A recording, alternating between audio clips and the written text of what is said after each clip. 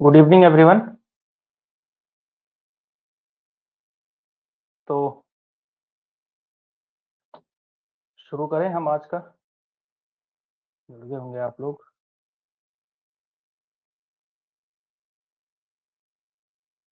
चलिए, तो भक्तिकाल हम कंप्लीट कर चुके हैं। ठीक है। और आज जो हमारा नया टॉपिक स्टार्ट हो रहा है, तो नया टॉपिक है आपका रीतिकाल। ठीक है। तो रीतिकाल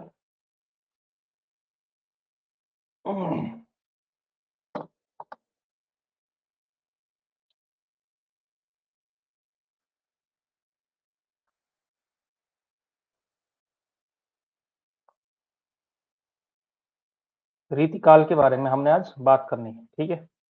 तो रीतिकाल में जो सबसे पहले कुछ तथ्यात्मक बातें हैं वो पहले हम कर लेंगे। तो रीतिकाल देखिए, क्योंकि इस पर जो है बहुत ज्यादा विवेचन हुआ है। ये आप कह सकते हैं हिंदी साहित्य का आदिकाल के बाद अगर कोई सबसे या आदिकाल से भी ज्यादा अगर सबसे ज्यादा विवाद किसी एक काल की प्रवृत्तियों, उसकी विशेषताओं और उसके मूल्यांकन में विविध आलोचकों के बीच हुआ है, तो सबसे ज्यादा विवाद जो है रीतिकाल पर ही हुआ है। ठीक है। अलग अलग विद्वानों का अलग अलग मानना है। ठीक है। किसी ने रीतिकाल को बहुत पॉजिटिव नजर से देखा, जो आधुनिक आलोचक हैं, कुछ कुछ ने बहुत ट्रेडिशनल नजर से देखते हुए इसका मूल्यांकन अलग तरीके से किया है। तो इस वजह से जो है रीतिकाल का अध्ययन थोड़ा अलग तरीके से किया जाता है। ठीक है। इसमें किसी एक आलोचक या दो आलोचकों को पढ़ करके काम नहीं चलता है। ठीक है। रीतिकाल को पढ़ने के लिए जनरली जो दो तीन लोगों का, दो तीन विद्वानों का सहारा लिया जाता है, जिनके वैसे तो हैं बहुत सारे, लेकिन जनरली ये दो तीन लोग हैं। इसमें से मैं स्पेशलिस्ट की बात कर रहा हूँ, डॉक्टर नगेंद्र का की जो स्थापनाएं हैं वो बड़ी महत्वपूर्ण है इसमें। ठीक है। इसके अलावा आचार्य शुक्ल के तो हैं ही, आचार्य शुक्ल के तो हैं ही। ठीक है।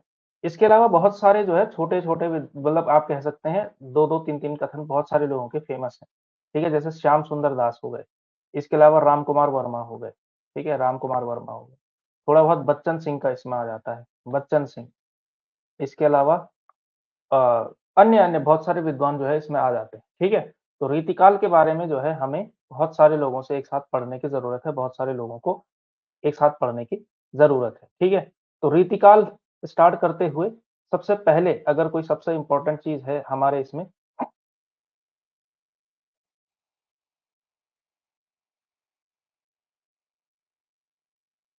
तो वो है आपका इसका सबसे पहले जो टॉपिक है, रीतिकाल का नामकरण।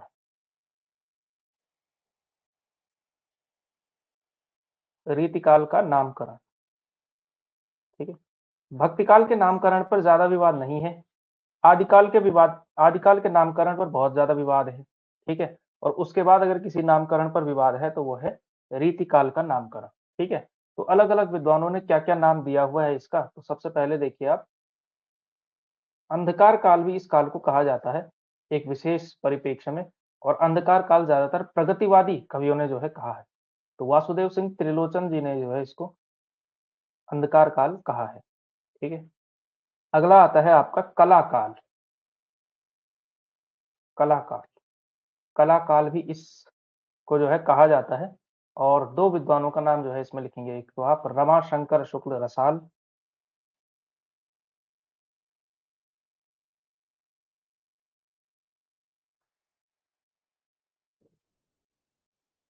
रसाल, और दूसरे आते हैं इसमें भगीरथ मिश्र।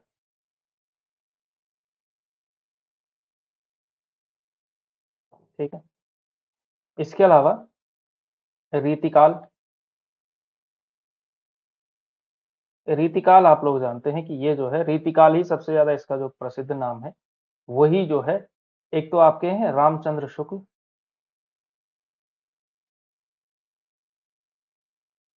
रामचंद्र शुक्ल और जॉर्ज ग्रियर्सन।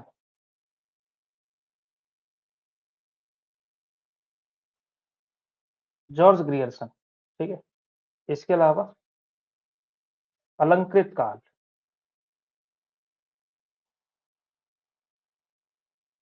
अलंकृत काल कहा है किन्होंने, मिश्र बंधुओं ने। तो मिश्र बंधुओं का भी जो है रीतिकाल पर बहुत हमको पढ़ना है। ठीक है, थोड़ा बहुत जो है इनका भी आएगा। और एक आते हैं श्रृंगार काल, और विश्वनाथ प्रसाद मिश्र का भी बहुत काम है रीति काल पर, तो श्रृंगार काल जो है उनका भी पढ़ना है, विश्वनाथ प्रसाद मिश्र। विशेष रूप से घनानंद के संदर्भ में इनको बहुत पढ़ा जाता है, विश्वनाथ प्रसाद मिश्र को। ठीक है, तो ये जो है बहुत इंपॉर्टेंट आपके इससे संबंध में है। ठीक है, इसके अलावा अगर किसी और अन्य आलोचक का आ जाए, अन्य आलोचक, किसी भी अन्य आलोचक का आए, फॉर एग्जाम्पल हो सकता है बच्चन सिंह का आ जाए, या फिर हो सकता है हजारी प्रसाद द्विवेदी का आ जाए, तो सभी का जो है जो सेफेस्ट ऑप्शन होगा आपके लिए वो रीतिकाल होगा। ठीक है, रीतिकाल का नाम जनरली सभी ने रीतिकाल ही दिया हुआ है। ठीक है, हजारी प्रसाद द्विवेदी जी ने भी इसी शब्द का प्रयोग किया है। इसके अलावा जो आपके बच्चन सिंह हैं उन्होंने भी यही शब्द प्रयोग किया, नगेंद्र ने रीतिकाल प्रयोग किया। तो आप जनरली कह सकते हैं कि सभी महत्वपूर्ण आलोचकों ने, अन्य जितने भी आलोचक हैं, उन सभी ने रीतिकाल शब्द का ही प्रयोग किया हुआ है। ठीक है, तो अन्य आलोचकों का भी आप रीतिकाल ही मानिए उसको। ठीक, चलिए आगे बढ़े इसमें। तो रीतिकाल के नामकरण के बारे में ये सारी चीजें। अब आते हैं इनके संबंधित कुछ इंपॉर्टेंट कथन भी हैं जिनको आपको जो है पढ़ना जरूरी है। ठीक है, तो रीतिकाल का नामकरण जो है हम इसके बारे में, ये जो आपने ये अभी बनाया टेबल की पूरी, वो जो है आप लोगों ने ध्यान रखनी। ठीक है, जो आपने बनाई है,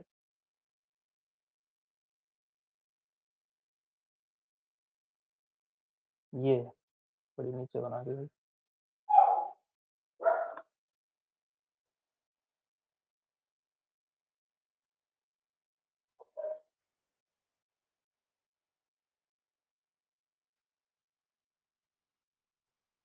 तो ये जो है आप लोग याद रखेंगे, वैसे याद होगा ही आपको, ये कोई बहुत ऐसी चीज नहीं है कि जिसमें आपको बहुत दिक्कत हो। ठीक है, चलिए तो अब पढ़ते हैं विद्वानों के कथन। तो रीतिकाल के विषय में किसने क्या क्या कहा है। ठीक है, नामकरण के बारे में, इस प्रणाली के साथ रीति ग्रंथों का भी प्रचार बढ़ा और आचार्यता की वृद्धि हुई। आचार्य लोग तो स्वयं कविता करने की रीति सिखलाते थे, मानो वे संसार से कहते हैं कि अमुक अमुक विषयों के वर्णन में अमुक अमुक प्रकार के कथन उपयोगी हैं और अमुक प्रकार के अनुपयोगी। ये कथन किसका है, तो मिश्र बंधुओं की जो है उनका, मिश्र बंधु विनोद, वहां से रीतिकाल के बारे में ये जो है मिलता है। ठीक है, तो ये आपने ये जो है ये आप लोग याद रखेंगे। कोटेशन जो है आप लोगों को याद रखने ही पड़ेंगे, जिसने क्या कहा है वो एग्जैक्टली, मतलब एग्जैक्टली ना भी हो तो कम से कम उसकी सेंस अच्छे से आपको कम से कम याद हो। ठीक है, इस प्रणाली के साथ रीति ग्रंथों का भी प्रचार बढ़ा और आचार्यता की वृद्धि हुई। रीति ग्रंथों का भी प्रचार बढ़ा और आचार्यता की भी वृद्धि की बात कही। और इसके अलावा आचार्य लोग क्या करते थे, कविता करने की रीति सिखाते थे, और वो कहना चाहते थे कि इन इन चीजों का वर्णन करना चाहिए कविता में और इन इन चीजों का नहीं करना चाहिए। ये कथन है आपका मिश्र बंधुओं का। ठीक है, तो ये अमुक अमुक और ये सारे, इससे जो है आप लोग याद रख सकते हैं, अमुक प्रकार के वर्णन उपयोगी हैं और अमुक प्रकार के अनुपयोगी। तो ये जो है इस तरह के कथन जो है आप इस तरह से इसको याद रख सकते हैं कि ये जो अमुक वाला जो कथन है ये किसका है, मिश्र बंधुओं का है। ठीक है, इसके अलावा विश्वनाथ प्रसाद मिश्र का बहुत महत्वपूर्ण विवेचन है, तो उनको भी पढ़ना पड़ता है। उस काल का अभ्यंतर वर्ण श्रृंगार था। रीति की सीमा में जितनी कृतियां समाविष्ट हैं वे अधिकतर श्रृंगार की हैं।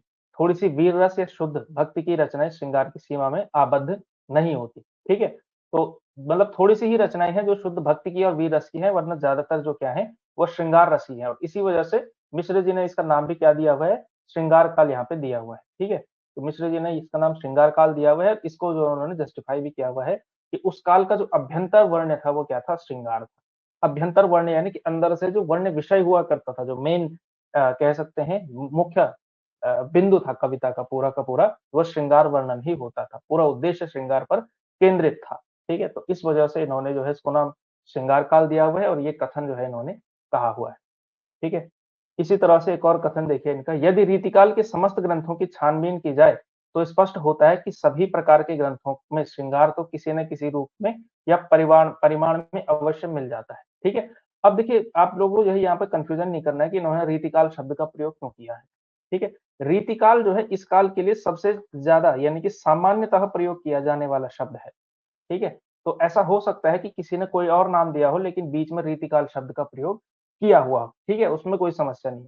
तो रीतिकाल के समस्त ग्रंथों की छानबीन की जाए तो इस वजह से इन्होंने जो है रीतिकाल शब्द आया हुआ है, लेकिन श्रृंगार की जो बात कही है वो विश्वनाथ प्रसाद मिश्र ने कही हुई है। ठीक है, इसके अलावा रामचंद्र शुक्ल जी का स्टेटमेंट देखिए, कि वास्तव में श्रृंगार और वीर इन दो रसों की कविता इस काल में हुई, प्रधानतः श्रृंगार रस की ही रही। इससे इस काल को रस विचार से कोई श्रृंगार काल कहे तो कह सकता है। तो ये कहे तो कह सकता है, ये इजाजत देने वाला कि मेरी तरफ से परमिशन है। इस तरह के जो वाक्य कहे हैं ये ज्यादातर शुक्ल जी के हैं। ठीक है। और उसी प्रकार से जैसे इन्होंने आदिकाल के बारे में भी इसी तरह की एक बात कही, जैसे इन्होंने वीर गाथा काल कहा है ना, इन्होंने तो नाम दे दिया वीर गाथा काल, और उसी में जो है आदिकाल के नामकरण में ही इन्होंने इस तरह से कहा है कि यदि कोई इसे आदिकाल ही कहना चाहे तो कह सकता है। तो ये कह सकता है इस टाइप का जो स्टेटमेंट है वो किसके हैं, रामचंद्र शुक्ल जी के हैं। आप लोग याद रखिएगा। ठीक है कि दो तरह के श्रृंगार और वीर दो रसों की कविता हुई, और ज्यादा प्रधानता किसकी थी, श्रृंगार रस की थी। और इस विचार से अगर कोई इसको श्रृंगार काल कहे तो कह सकता है, ये जो कथन है ये है आपका रामचंद्र शुक्ल जी का। ठीक है। इसके अलावा भगीरथ मिश्र जी का कथन है, कलाकाल कहने से कवियों की रसिकता की उपेक्षा होती है।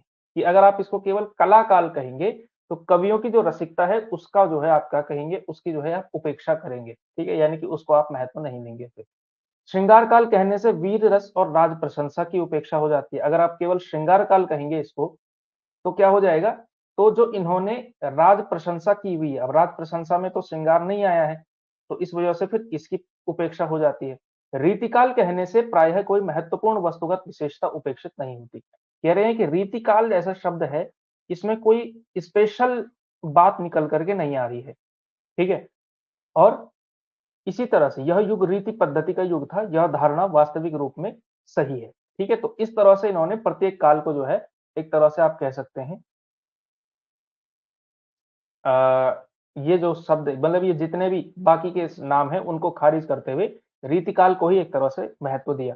रीतिकाल कहने से कोई भी महत्वपूर्ण जो विशेषता है वो उपेक्षित नहीं होती, यानी कि कोई भी चीज छूटती नहीं है। अगर आप रीतिकाल कहेंगे तो उसके अंदर जो है आपकी रसिकता भी आ जाएगी कवियों की। ठीक है। इसी के अंदर फिर जो है राज प्रशंसा भी आ जाएगी और श्रृंगार भी आ जाएगा।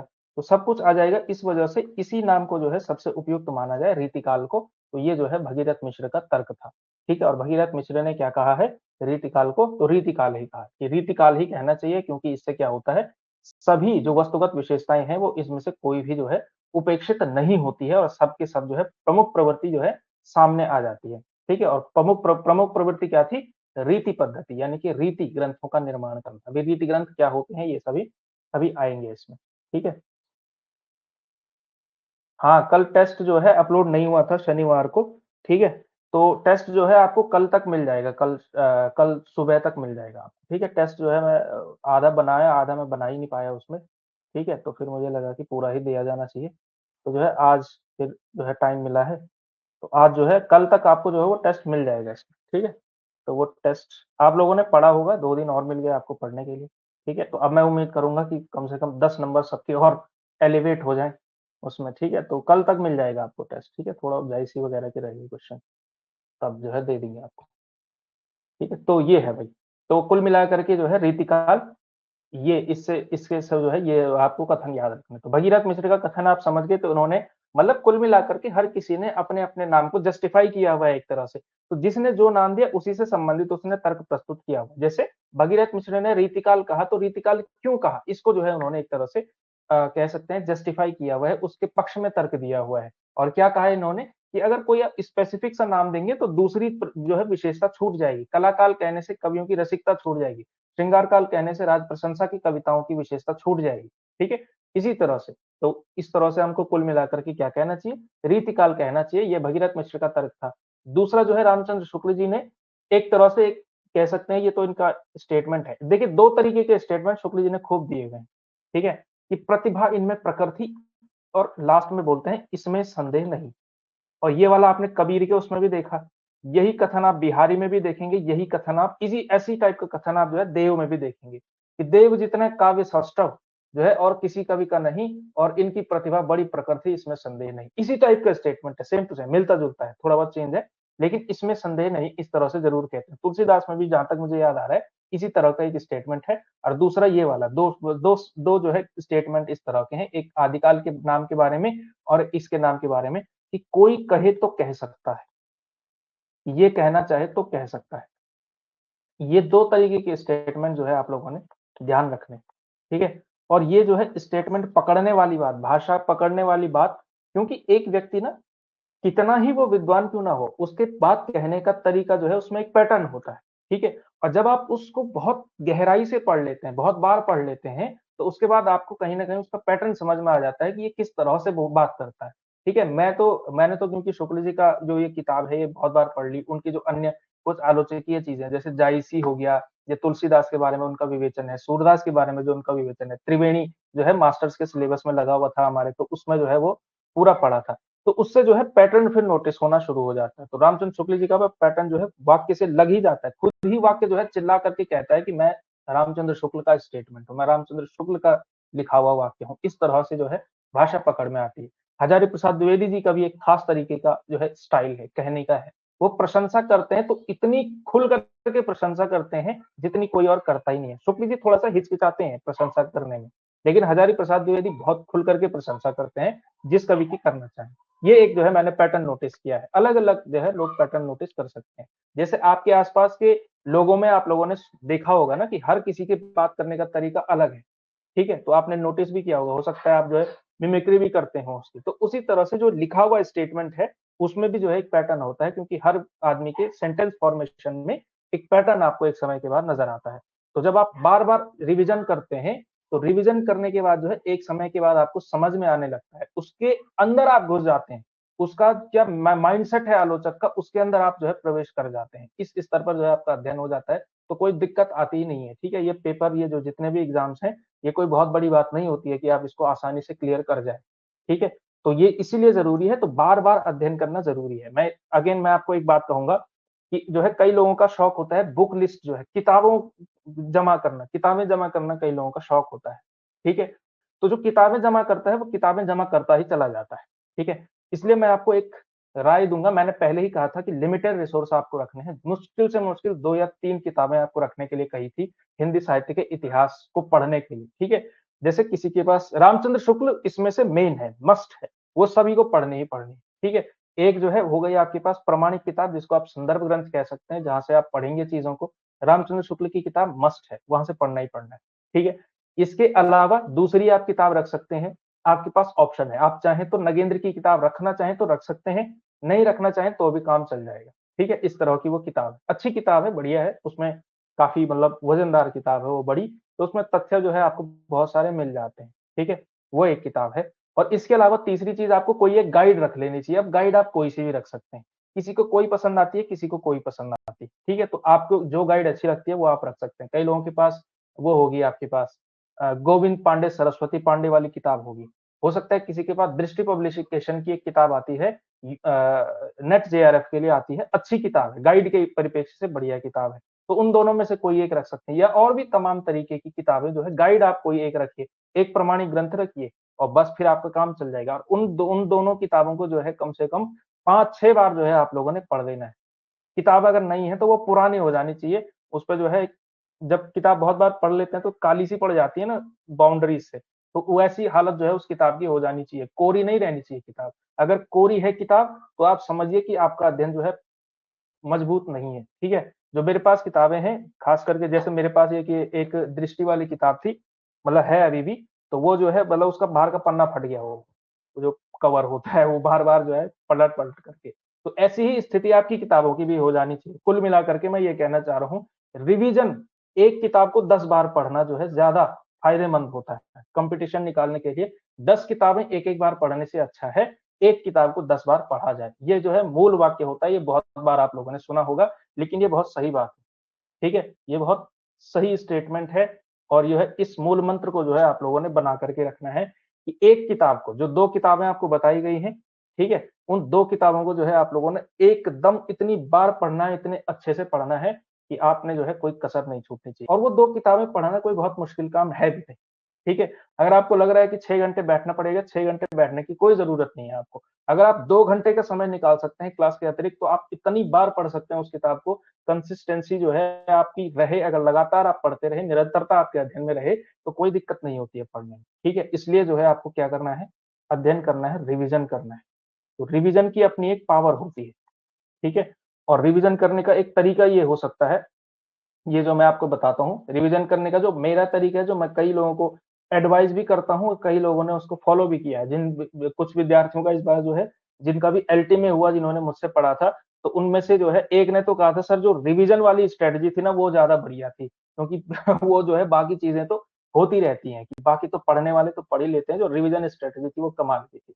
तो रिवीजन जो है वो किस तरह के, मैंने उनको बताया था, बहुत आसान सी चीज थी, कोई बहुत मुश्किल काम नहीं था।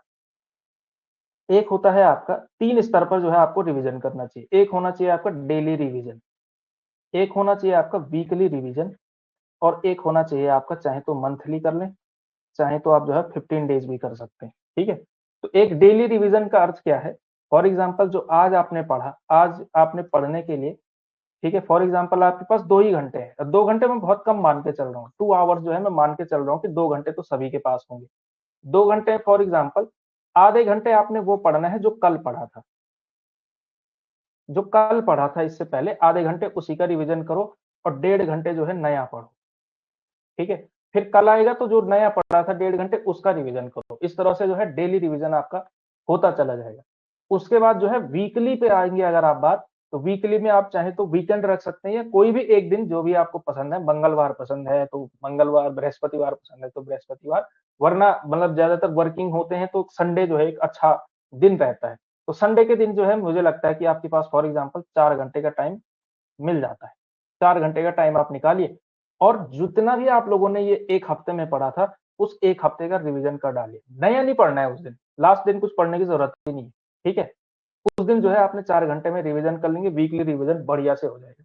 और फिर आइए आप मंथली रिवीजन पे, मंथली में चाहे तो आप जो है 2 दिन रख सकते हैं, 2 दिन आप चाहें तो रख सकते हैं, 30-31 तारीख रख लिया फॉर एग्जांपल इसमें, और इसमें जो है आप लोगों ने कुल मिलाकर के, मैं कहना चाह रहा हूँ, अगर आप 5 से 6 घंटे का टाइम निकाल पाएँगे, टोटल मिला करके, मंथली रिवीजन के लिए, उस दिन नया नहीं पढ़ना है, 2 दिन नया मत पढ़ो, 3-3 घंटे का रिवीजन करो, पूरे महीने का जो है रिकैप करो, ठीक है? और लिखना, जितना आप लिख सकते हैं उतना लिखिए। केवल किताब देख करके उसको घूरते रहने से काम नहीं चलता है, रटने से काम नहीं चलता है। जितनी बार आप लिखेंगे उतना काम चलेगा, और ज़रूरी थोड़ी है कि आप लिख रहे हैं तो वो सँभाल करके ही रखना है। मैं जब रिवीजन करता हूँ तो एक बार जैसे लिख दिया उसको, बहुत बेकार राइटिंग में लिखा, उसके बाद जो है वो कूड़ा है वो, लेकिन रिवीजन तो हो गया ना मेरा। तो वो जो है आपने उस तरह से करना है, ठीक है? आप चाहें तो A4 साइज़ का रिम ले लीजिए, या किट कॉपी, जिस भी तरह से आपको पसंद है, चाहे तो ब्लैक वाली कॉपी लीजिए, जिस भी तरह से आपको पसंद है, जिस भी तरह तरीके से आप लिखते हैं, तो लिख करके अध्ययन करेंगे तो अच्छा रहेगा। इस स्ट्रैटेजी के साथ काम करते रहेंगे तो बाद में बहुत हल्का लगेगा, ठीक है? लास्ट दिन आपको केवल और केवल जो है आपके जो रिवाइज़्ड नोट्स होंगे उनको देखने की ज़रूरत है, और आपको जो है कुछ भी चीज़ ऐसी नहीं होगी जो।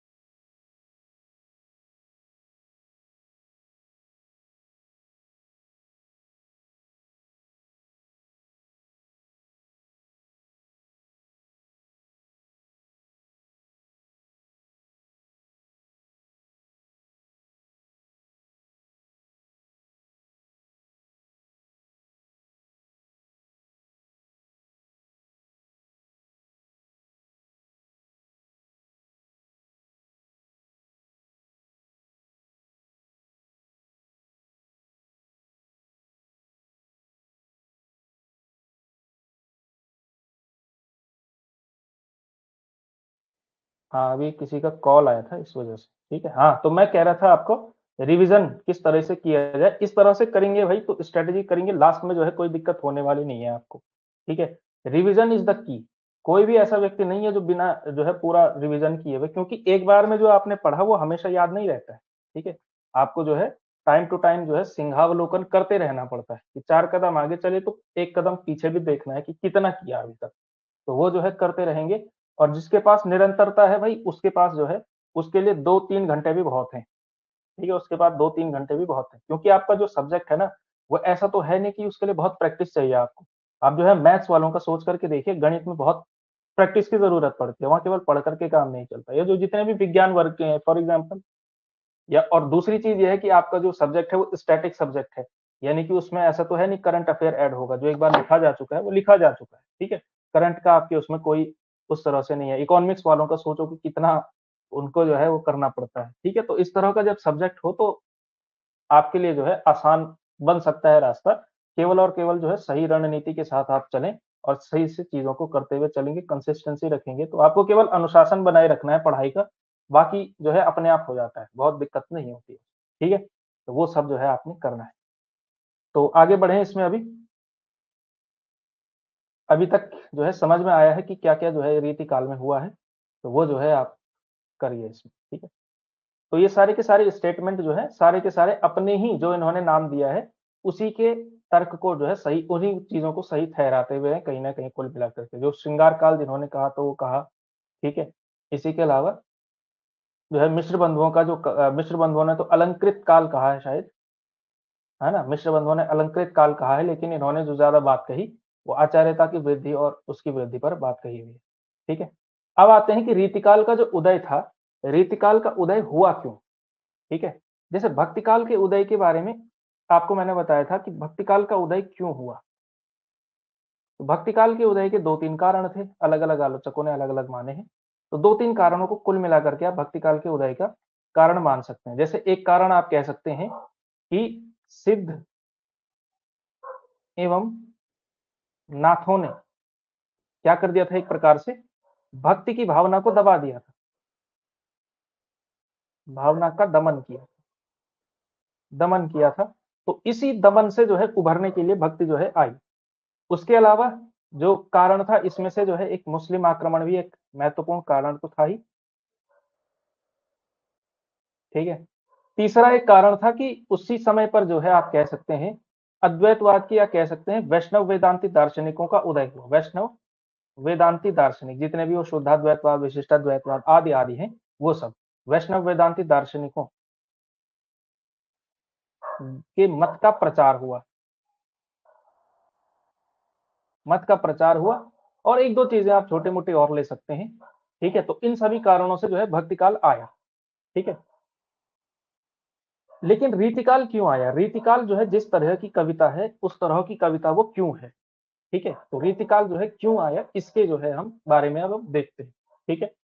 तो देखिए, रीतिकाल का जो समय सीमा जनरली मानी जाती है, अलग-अलग आलोचकों ने अलग-अलग मानी है, लेकिन एक हम सर्वमान्य अगर हम आइडिया लें, तो 1650 से मोटे तौर पर आप कह सकते हैं 1850 ईस्वी तक। इन 200 सालों के जो है समय को आप जो है रीतिकाल का टाइम मोटे तौर पर मानते हैं, ठीक है? तो इसमें देखिए आप, ये कौन-सा समय है? अगर आप 3-4 परिप्रेक्ष्य देखने पड़ते हैं, आपको जवाब मिल जाता है। एक देखिए आप कि राजनीति में उस समय पे क्या हो रहा था, राजनीतिक पृष्ठभूमि क्या थी उस समय पे। दूसरा देखिए कि उस समय पे समाज किस दिशा में जा रहा था, समाज क्या कर रहा था। तीसरा देखिए धार्मिक दृष्टि से वहाँ पे क्या हो रहा था। चौथा देखिए सांस्कृतिक दृष्टि से क्या हो रहा था, ठीक है? और छोटा-मोटा जो है आप हल्का-फुल्का ये ले सकते हैं कि कई बार ये फैक्टर काम आते हैं, कई बार नहीं भी आते हैं, जैसे आर्थिक हो सकता है एक कारण, ठीक है? तो ये 3-4 चीज़ों के आधार पर अगर आप देखेंगे तो पूरा जो है आपको जवाब मिल जाता है, ठीक है? और रीतिकाल के उदय में सबसे महत्वपूर्ण भूमिका अगर किसी चीज़ ने निभाई तो उस समय की राजनीतिक परिस्थितियों ने निभाई, ठीक है? उस समय की राजनीतिक परिस्थिति किस तरह की बन चुकी थी, 1650 का समय याद करिए, इतिहास को याद करिए। उस समय पर जो मुगल शासन था, ये मुगल शासन का पीक समय है जिस समय रीतिकाल जो है का उदय हो रहा था, ठीक है? 1605 ईस्वी तक अकबर शासन करके जा चुका था। अकबर की मृत्यु हुई 1605 ईस्वी में, ठीक है? इसी समय पे आप रीतिकाल का जो है उदय मानना शुरू हो चुके हैं। यही समय जो है आप केशव दास का भी यही समय है लगभग-लगभग। अकबर की मृत्यु हुई, जहांगीर आता है उसके बाद, ठीक है? तो अब जो है रीतिकाल कैसे, इस समय मुगल शासन पीक पर है, अपने पीक पर है नहीं कि शिखर पर है और लगभग-लगभग बहुत बड़े हिस्से पर मुगल शासन ने अपनी सत्ता स्थापित की हुई है। अब जब मुगल शासन ने इस तरह से अपनी सत्ता स्थापित की हुई है, तो इसके अंदर जितने भी ये छोटे-मोटे राज्य थे, ये छोटे-मोटे राज्य थे, इसका जो है आप कंपैरिज़न करिए आदिकाल से, ठीक है? आदिकाल में क्या था? आदिकाल में ये छोटे-छोटे राज्य तब भी थे, ठीक है? ये छोटे-छोटे राज्य तब भी थे। आदिकाल के जो है 2 वर्णीय विषय आपको नज़र आते हैं। एक आता है आपको श्रृंगार और ज़्यादातर वीर गाथा, ये 2 चीज़ें आपको आती हैं, ठीक है? आदिकाल के टाइम पे ये छोटे-छोटे राज्य आपस में थे, तो इनके पास और कोई काम होता नहीं था, तो ये लोग आपस में लड़ते रहते थे। अब लड़ते रहते थे यानी कि युद्ध होता रहता था। युद्ध होता रहता था तो वीरता की कविताएँ लिखी जाती रहती थी। आपने देखा कि पूरा का पूरा जो रासो काव्य है, उस समय पे इस तरह की कविताएँ खूब लिखी गई और श्रृंगार भी उस समय पे चलता ही रहता था। तो श्रृंगार की कविताएँ भी उस समय पे पैरेलली चल रही थी। वीर और श्रृंगार का दोनों का समन्वय आदिकाल में था। ठीक है? वीरता भी थी, श्रृंगार भी था। श्रृंगार थोड़ा-सा कम था, वीरता का ज़रा ज़्यादा था, लेकिन श्रृंगार भी पर्याप्त था, ऐसी बात नहीं है। ठीक है? तो आदिकाल की परिस्थिति इस तरह की थी। रीतिकाल में केवल यही डिफरेंस आ गया कि ये छोटे-छोटे राज्यों के अधीन ये जो छोटे-छोटे राज्य हो गए, मुगल शासन के अधीन, ठीक है? अब मुगल शासन के अधीन हो गए, तो इसको भी मुगल शासन की कह सकते हैं, इसको भी जो है उसकी सिक्योरिटी हासिल है। इसको भी जो है उन्होंने जो है अपने आप कह सकते हैं संरक्षण में लिया हुआ है। तो सभी राज्यों को आपस में जो है संरक्षण किसका है? मुगल शासन का है। अब ये आपस में अगर लड़ना चाहें, तो फॉर एग्ज़ाम्पल ये राजा अगर चाहता है कि मैं इस पर जो है हमला कर दूँ, तो ये जो है किस पर हमला माना जाएगा? मुगल शासन पर हमला माना जाएगा। तो इसकी वजह से इसको जो है पूरे मुगल शासन से लड़ना पड़ेगा। इस वजह से ये जो है इससे लड़ता ही नहीं था। ठीक है? तो इस वजह से आप कह सकते हैं कि युद्ध का स्कोप जो है खत्म हो गया, युद्ध बहुत ज़्यादा हुए नहीं।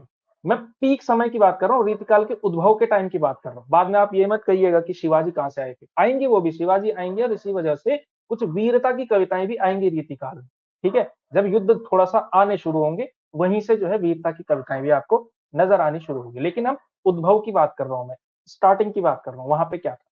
युद्ध खत्म हो गए, लगभग-लगभग कम हो गए, ठीक है? तो केवल और केवल एक ही चीज़ रह जाती है, वो थी श्रृंगार की। ठीक है? क्योंकि देखिए ये दोनों के दोनों क्या हैं दरबारी साहित्य ही हैं। दोनों के दोनों क्या हैं? दरबार में लिखी गई कविताएँ हैं। तो दरबार में या तो क्या होगा? दरबार में बहुत ज़्यादा भक्ति की बातें, नीति की बातें, तो काम की बातें होती नहीं है। या तो श्रृंगार होता है, श्रृंगार यानी कि भोग-विलास की बातें हों, थोड़ा इस तरह की बातें हों और या फिर राजा की प्रशस्ति की जाए तो राजा की प्रशस्ति वीरता किसे की जाती है? वीरता का स्कोप खत्म हो गया, श्रृंगारिकता ज़्यादा आ गई। तो ये जो है आप कह सकते हैं अब श्रृंगारिकता बढ़नी शुरू हो गई तो सबसे बड़ा कारण आपने देखा कि रीतिकाल की सबसे बड़ी जो विशेषता है वो क्या है? श्रृंगार वर्णन है, ठीक है? दूसरी आप देखेंगे सामाजिक परिस्थिति। सामाजिक स्तर पे उस समय पे क्या हो रहा था? सामाजिक स्तर पर इस समय पे मुगल शासन को एक चीज़ समझ में आ गई थी कि हमें क्या करने की ज़रूरत है? हमें जो है अपने टैक्सेशन की व्यवस्था को या फिर प्रशासन की व्यवस्था के लिए किनकी ज़रूरत है? तो उन्होंने कहा हमें सामंतों की ज़रूरत है। सामंत समझते हैं? सामंत वो होते हैं जो ना राजा होते हैं, ना प्रजा होते हैं, बीच के लोग होते हैं कुल मिलाकर के, ठीक है? उनको आप कुल मिलाकर के सामंत कहते हैं। सामंतों के बाद जो अगली जनरेशन आई उनको जो है ज़मींदार कहा गया जो अंग्रेजों ने जो व्यवस्था अपनाई। लेकिन मुगलों ने आप कह सकते हैं उस समय के राजाओं ने, केवल मुगलों ही नहीं उस समय के जितने भी अधीन राजा थे छोटे-मोटे, इन्होंने भी सामंत की व्यवस्था को जो है अपनाना शुरू किया अपने टैक्सेशन के लिए कि क्यों हम डायरेक्टली इन्वॉल्व हों, बीच में सामंत रखो तो अपना जो है टैक्स वगैरह जो है वो कलेक्ट करता रहेगा, वो सारा काम होता रहेगा। तो सामंतों का उदय होना शुरू हुआ तो इस वजह से जो है सामाजिक दृष्टि से जो है ये सामंतवाद का समय था। सामंतों का जो समय था वो पीक पर आ चुका था। ठीक है? सामाजिक दृष्टि से। धार्मिक दृष्टि से आप कह सकते हैं कि भक्ति काल आ चुका था।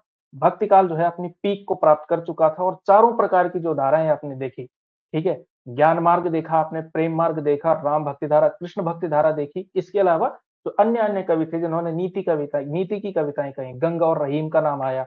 अन्य-अन्य कविताओं ने आप कह सकते हैं कि जो धार्मिक कविता थी वो भी पर्याप्त हो चुकी थी और इसमें एक और चीज़ हो चुकी थी कि नायक जो है काफ़ी सारे मिल चुके थे। और इन नायकों में एक जो नायक थे वो थे कृष्ण। अभी ये जो है कृष्ण का जो है स्वरूप ना आगे बहुत काम आएगा आपको, ठीक है? तो धार्मिक परिस्थितियाँ जो है इस तरह की थी कि भक्ति काल जो है हो चुका था।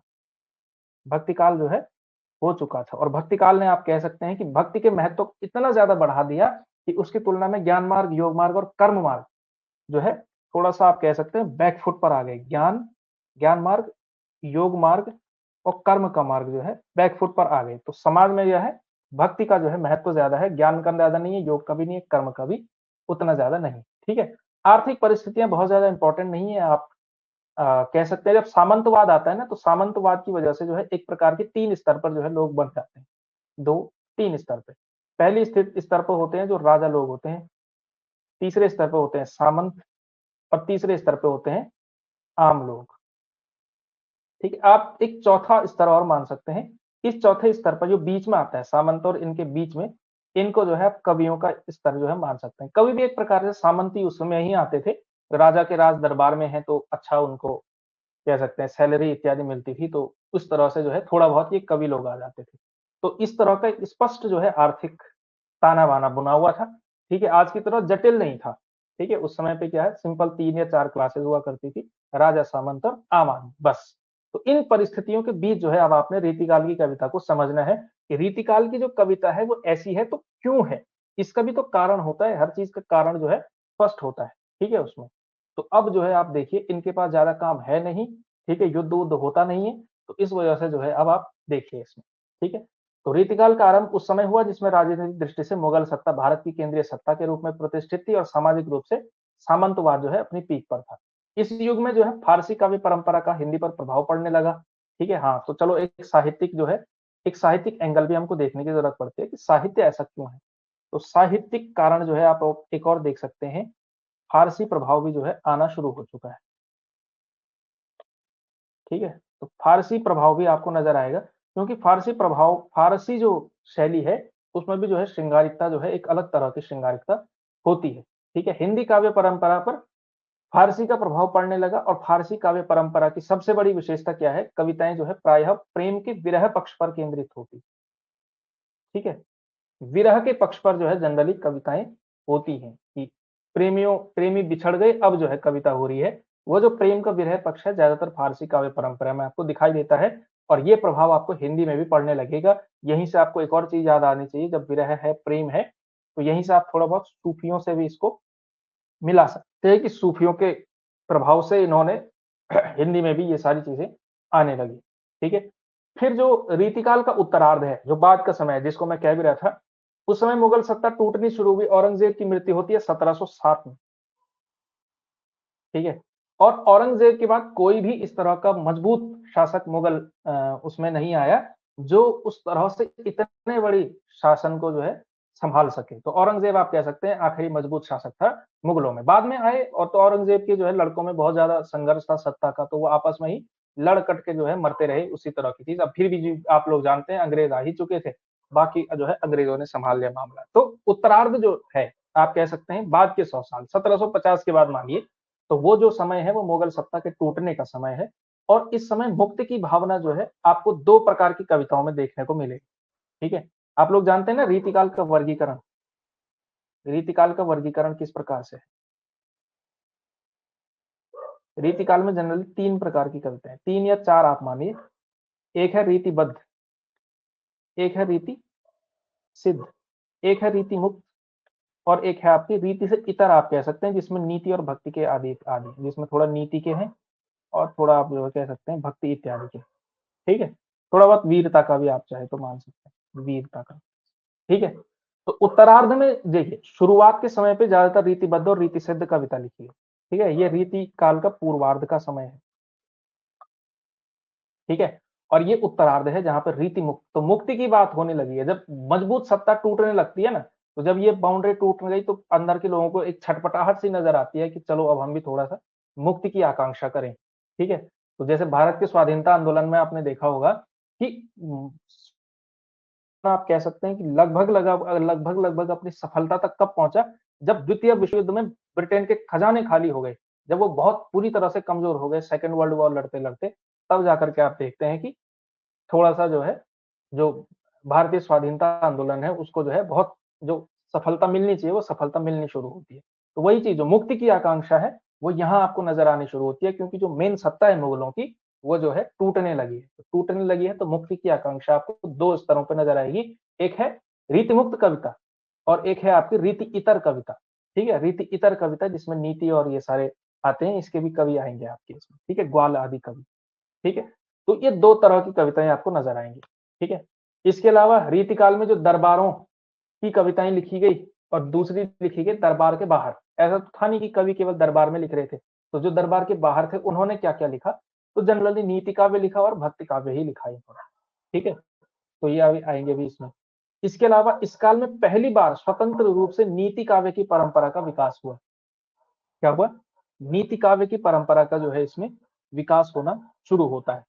ठीक है, नीति काव्य की परंपरा का जो है विकास होना शुरू होता है स्वतंत्र रूप से। इससे पहले जो भक्ति काल में आप देखते हैं, देखिए नीति की बातें तो तुलसीदास जी ने भी बहुत सारी कही, तुलसीदास जी ने भी बहुत सारी नीति की बातें कही, लेकिन नीति की बातें उन्होंने स्वतंत्र रूप से नहीं कही। उन्होंने क्या कही, भक्ति की जो कविताएं थी, भक्ति की कविता के भीतर ही कही, कविता के भीतर ही कही हुई। जैसे फॉर एग्जाम्पल रामचरितमानस में बहुत सारी बातें हैं, लेकिन अंततः वो क्या है, भक्ति का ही तो ग्रंथ है। अंततः वो क्या है, राम भक्ति धारा का ग्रंथ है, तो नीति का स्पेशली अलग से नहीं है। ठीक है, तो इसी तरह से लेकिन आप देखते हैं कि रीति काल में आकर के नीति काव्य की परंपरा अलग से विकसित होती है, जिसमें आपको नजर आता है लोक भाषा, लोक जीवन और उसके उदाहरण जो है नीति काव्य में आपको नजर आने शुरू होते हैं। ठीक है, तो ये कुल मिलाकर के इस तरह से जो है आप रीतिकाल के उद्भव को समझ सकते हैं। राजनीतिक परिस्थितियां क्या थी, सामाजिक परिस्थितियां क्या थी, थोड़ा बहुत धार्मिक स्तर पर आपने देखा। इसके अलावा साहित्यिक स्तर पर जो पक्ष मेरे से रह गया था यहाँ नोट से देखा, तो फारसी काव्य परंपरा का प्रभाव हिंदी पर पड़ने लगा। और फारसी काव्य परंपरा में ज्यादातर क्या होता है, जो विप्रलंब श्रृंगार है या कह सकते हैं प्रेम का जो वियोग पक्ष है, यहाँ भी लोगों को लगा कि चलो हम भी, क्योंकि प्रभाव पड़ने लगा है, तो इस तरह की कविताएं यहाँ भी लिखी जानी शुरू होती हैं। ठीक है, चलिए, तो इतना आया समझ में अभी तक? इतने में आप जो है कोई दिक्कत होगी नहीं आप लोगों को, इतना समझ में आया है तो जो है आप लिख सकते हैं कमेंट में, चाहे तो आप कुछ भी क्या लिखें, यस लिख लो, चलो कि अभी तक आ गया है समझ में। ठीक है, कोई डाउट नहीं, और कोई डाउट है तो आप जो है पूछ सकते हैं।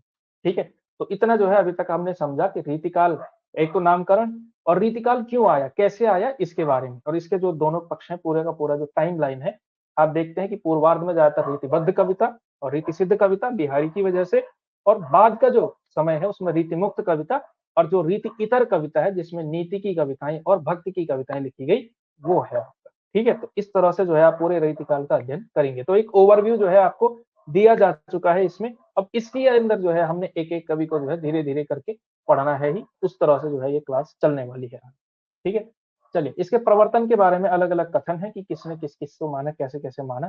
ठीक है, हाँ चलिए, एक और चीज है, रीतिकाल का प्रवर्तक किसने किसको माना, तो ये भी एक इंपॉर्टेंट चीज है। ठीक है, तो ये भी आप करिए।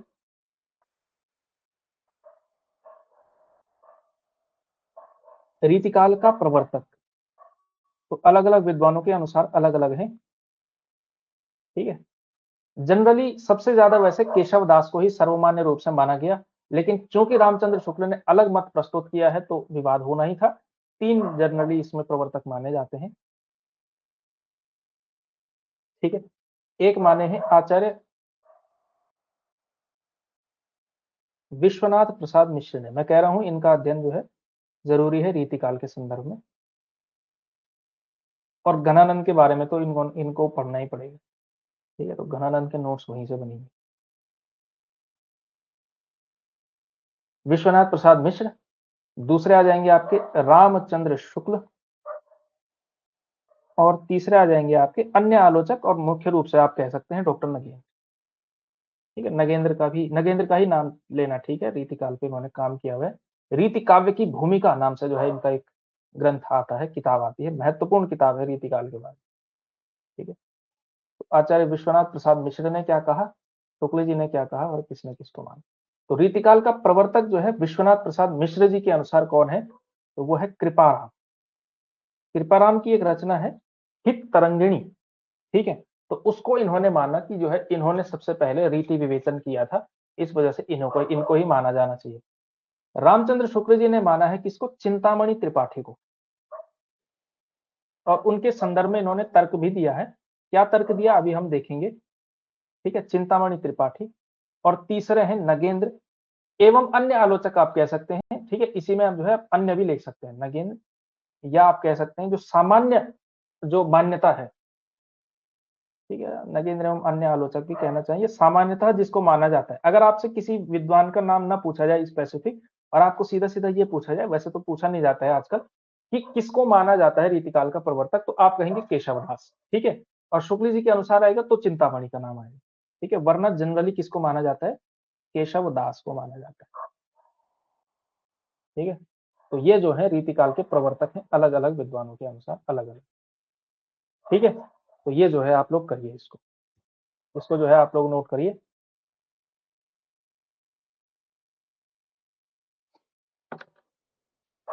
एक मिनट चार्ज कर लेते हैं।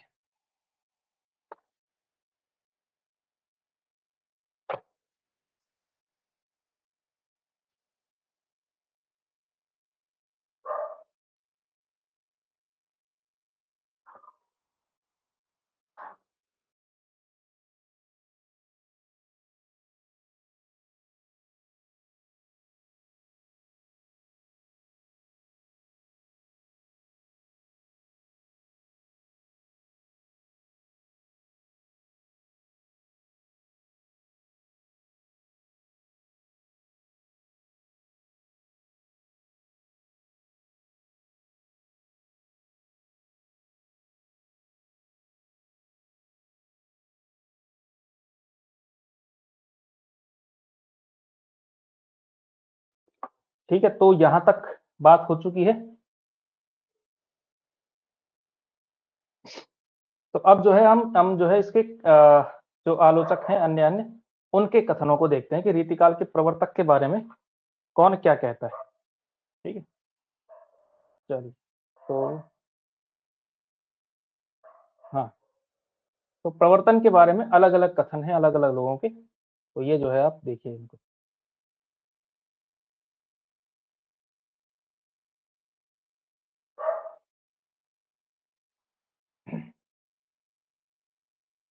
सबसे पहले रामचंद्र शुक्ल जी का इन्होंने स्टेटमेंट किया है कि हिंदी में रीति ग्रंथों की अविरल और अखंडित परंपरा का प्रभाव केशव की कवि प्रिया के 50 वर्ष पीछे चला, और वह भी एक भिन्न आदर्श को लेकर। ठीक है, हिंदी में रीति ग्रंथों की अखंड परंपरा चिंतामणि त्रिपाठी से चली, अतः रीतिकाल का आरंभ उन्हीं से मानना चाहिए। ठीक है, तो ये जो है एक कथन है।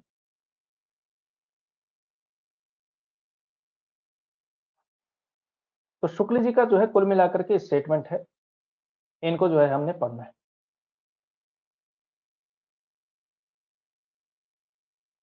चलिए, ये स्टेटमेंट बाद में आएगा। तो शुक्ल जी के हमने दो स्टेटमेंट देखा, अब इन दो स्टेटमेंट को समझिए आप। ठीक है, इन्होंने कहा कि हिंदी में रीति ग्रंथों की जो अविरल और अखंडित परंपरा है वो केशव की कवि प्रिया के 50 साल बाद अलग आदर्श लेकर के चली, और हिंदी में रीति ग्रंथों की जो अखंड परंपरा है वो चिंतामणि त्रिपाठी से चली है। ठीक है, इसलिए रीतिकाल का आरंभ उनसे मानना चाहिए। ठीक, तो विवाद दरअसल क्या है, शुक्ल जी का जो तर्क है वो दरअसल है क्या, प्रवर्तक के बारे में। शुक्ल जी ये नहीं कह रहे हैं कि केशव दास जो है पहला, देखिए वैसे तो प्रवर्तक किसको मानना चाहिए, जिसने पहले लिखी उसको मानना चाहिए, जिसने पहले लिखी उसको मानना चाहिए, तो उसकी लॉजिक से कौन है, केशव दास है। ठीक है, लेकिन शुक्ल जी का तर्क इसमें देखिए कि इन्होंने क्यों चिंतामणि को माना, बल्कि चिंतामणि जो है एज के हिसाब से केशव दास से लगभग लगभग 50 साल का गैप है इनमें, और 50 साल तो बड़ा गैप होता है, तो क्यों आप केशव दास को नहीं मान रहे हैं। तो शुक्ल जी का तर्क ये है कि केशव दास ने ना जिन आलोचकों के सहारे रीति ग्रंथ लिखे, जिसने रीति परंपरा की शुरुआत की होगी, उसको ही मानना चाहिए रीतिकाल का प्रवर्तक। केशव दास ने रीति परंपरा की शुरुआत जरूर की, ऐसा शुक्ल जी कह रहे हैं। ठीक है, लेकिन इन्होंने जो रीति परंपरा ली थी वो ली थी शुरुआती आचार्यों की। देखिए काव्य शास्त्र में आपके जो है दो कोटि के आचार्य आएंगे, दो एज के आचार्य आएंगे। एक तो एकदम शुरुआती आचार्य जिसमें आपके भामह, दंडी, है ना, ये सारे लोग आएंगे, भामह हो गए, दंडी हो गए, वामन हो गए, ये सारे आचार्य आएंगे, ये शुरुआती आचार्य थे दूसरी तीसरी चौथी सदी के। ठीक है, बाद में इन्हीं के सिद्धांतों के आधार पर आगे का विवेचन करने वाले बड़े आलोचक हुए, जिनमें से आप कह सकते हैं, जिनका नाम आप कह सकते हैं रुद्रट। ठीक है, विश्वनाथ, विश्वनाथ, आचार्य जगन्नाथ, ये सारी जो है एक दूसरी पीढ़ी है, नेक्स्ट जनरेशन है। केशव दास ने जो है इस पीढ़ी का जो है सहारा लिया हुआ है। इन्होंने जो रस विवेचन या रीति विवेचन किया है वो इनका लिया, प्रारंभिक आचार्यों के आधार पर किया हुआ है। प्रारंभिक आचार्यों के आधार पर किया हुआ है, ठीक है, लेकिन कोई समस्या नहीं है। लेकिन जो चिंतामणि है, चिंतामणि हालांकि केशव दास से 50 साल का गैप है, ठीक है, लेकिन चिंतामणि जिनने जिस जिस परंपरा को का अनुसरण किया या जिस परंपरा के अनुसार रीति परंपरा मतलब का आधार बनाया जिसको, वो थी ये सेकंड जनरेशन वाली, रुद्रट, विश्वनाथ, जगन्नाथ, ये सारे आलोचक या काव्य शास्त्री, ठीक है। तो इन्होंने आप कह सकते हैं बाद की पीढ़ी, बाद के आचार्यों का जो है सहारा लिया हुआ है, ठीक है।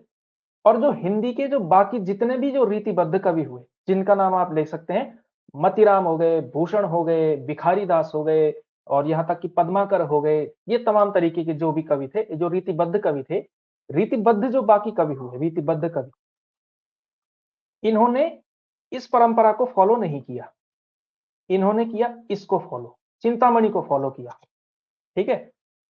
केशवदास पहले जरूर हुए, इन्होंने प्रारंभिक आचार्यों को फॉलो किया, चिंतामणि ने बाद के आचार्यों को फॉलो किया, लेकिन जो बाद के रीतिबद्ध कवि हुए, उन लोगों ने केशवदास की परंपरा को फॉलो नहीं किया, उन्होंने चिंतामणि की बनाई हुई परंपरा को फॉलो किया। रीतिबद्ध कविता की मैं बात कर रहा हूँ, रीति विवेचन की मैं बात कर रहा हूँ, ठीक है।